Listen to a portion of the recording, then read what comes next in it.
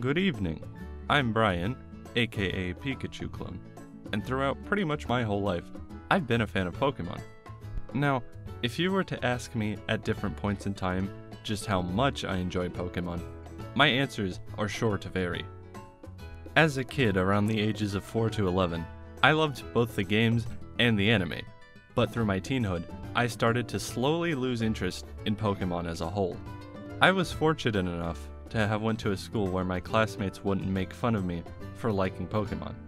I don't know if it's because I went to a small school, I had a small group of friends that I didn't really try to break out of until high school, some other factor, or a combination of all these things, but social pressure has never been a reason for my declining interest in Pokemon like I know it may have been for some people. Let me know down in the comments if you've ever started losing interest in Pokemon, and if it's similar or different to my experience. I would still purchase one of the new mainline games every time they released, but I wouldn't really keep up with anything going on in the fandom, nor would I keep up very well with new mechanics or Pokemon themselves, but over the past half a year or so, I've found myself getting back more and more into Pokemon. I still haven't gotten back much into the anime yet, but in its place, I've become a bit more invested in the community, which has allowed me to hear some interesting opinions. Having said that, here are my top 5 favorite things in Pokemon. First, these favorites are in no specific order of each other. I may like number 1 more than number 5, but I may like number 2 more than number 3, for example.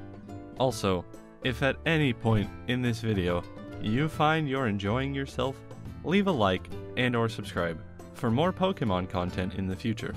It would be greatly appreciated and would also help out the channel.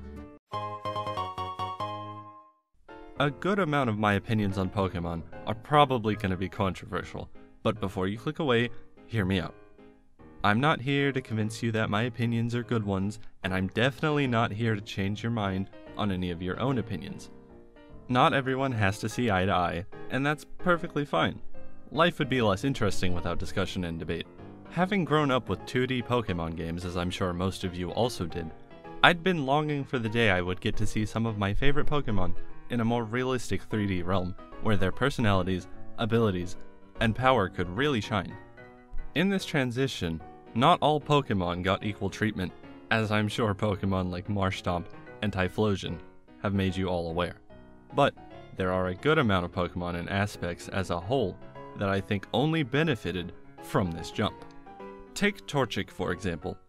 In the anime, when May tries to make her Torchic attack, it does this run that's quite unintimidating, not to mention that it might run into something like a rock and knock itself out.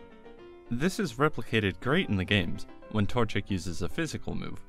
It's not meant to be seen as a threat, so it's obviously nothing spectacular, but it gives it more personality and makes it feel more alive, and this is probably how you would imagine a Torchic if it were to attack you in real life.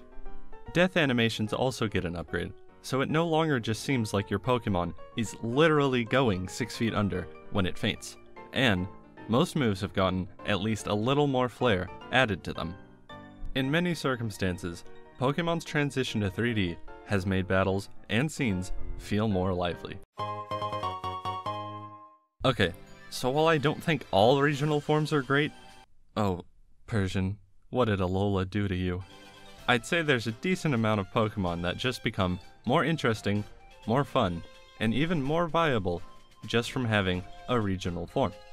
Galarian Slowbro and Slowking might just go from Water Psychic to Poison Psychic and have their stats changed up slightly, but when I see Shellder clamped to Slowpoke, I kind of see it as a parasite that would inject poison, so to me, it makes sense that they would gain the poison type. Not to mention that they get new moves, Shell Sidearm for Slowbro and Eerie Spell for Slowking, that look really cool and are pretty unique, especially Shell Sidearm. You also have Pokemon that gain evolutions that they wouldn't otherwise have. Sure, you can argue that they could have just gotten regular evolutions later anyways, but take Farfetch'd for example. Even before it evolves, Galarian Farfetch'd on its own is extremely more interesting. Farfetch'd is just a bird with a leak. Galarian Farfetch'd is an angry bird with a giant leak. Also, it changes to a fighting type, but it can still learn a bunch of great moves like Brave Bird, Close Combat, Leaf Blade, and Solar Blade. Then, it goes and evolves into Sirfetch'd, which makes it a smug bird It sharpens its leek so it's more of a sword than a club, and it gets a shield. It also gets significant stat gains in both attack and defense, meaning that while it's still not a fast Pokemon, it can potentially tank a hit and get a strong move like Close Combat off before it goes down. When trials were introduced in Generation 7, not many people were praising Game Freak for this amazing new innovation, because they were still just like gyms at the end of the day. And while I don't necessarily care too much about the trials themselves, there is one aspect of the trials that I think brought a decent amount of challenge to the games. Totem Pokemon. If Game Freak were to bring Totem Pokemon back, but not call them Totem Pokemon, just give them the stat boosts, and give one to each gym leader, I don't think too many people would have an issue with this. The stat boosts don't have to be crazy, like +3 to all stats on a Garchomp that's level 50 at the 4th gym, but just do something similar to what was already there with Totem Pokemon.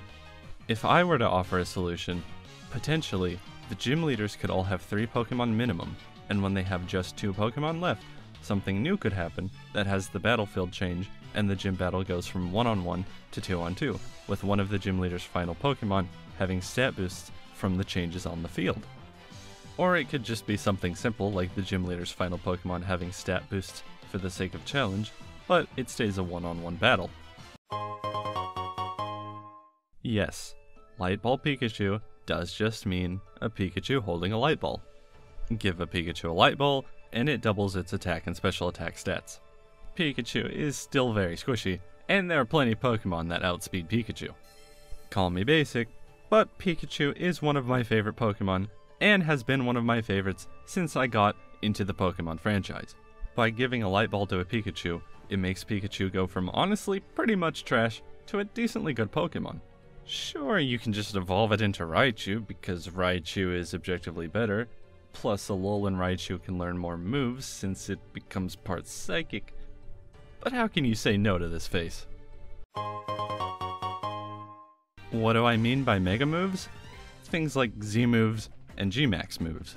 The reason I call them Mega Moves is because there will likely be different forms of these moves in the future that are essentially the same thing. I'm gonna say it. I like Mega Moves more than I like Mega Evolution. Don't get me wrong, most Mega Evolutions are pretty cool, but Mega Moves are really showy and add a lot to a battle that I think most regular moves just can't quite achieve.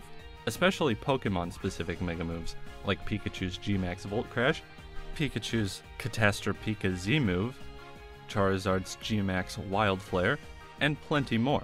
Not all Pokemon battles really need this much flair, but when you're in an intense battle against Kukui or Leon, and you've both got pretty strong Pokemon, you want that battle to really feel like it's the most important battle of your life. Like all the training you've done has led you up to this final moment. That's how all champion battles should feel, in my opinion. You don't want to just sweep through every one of the champion's Pokemon with just one of your Pokemon. You want to feel like that victory was really earned, and I just think that Mega Moves do a great job of helping achieve that feeling of glory after finally beating the champion in an all-out battle of strength and wits. What did you think of my list? Are there any of these things that you absolutely disagree with?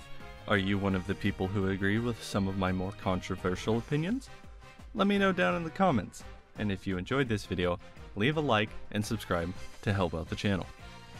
I'm Brian, aka Pikachu Clone, and hopefully I'll see you around.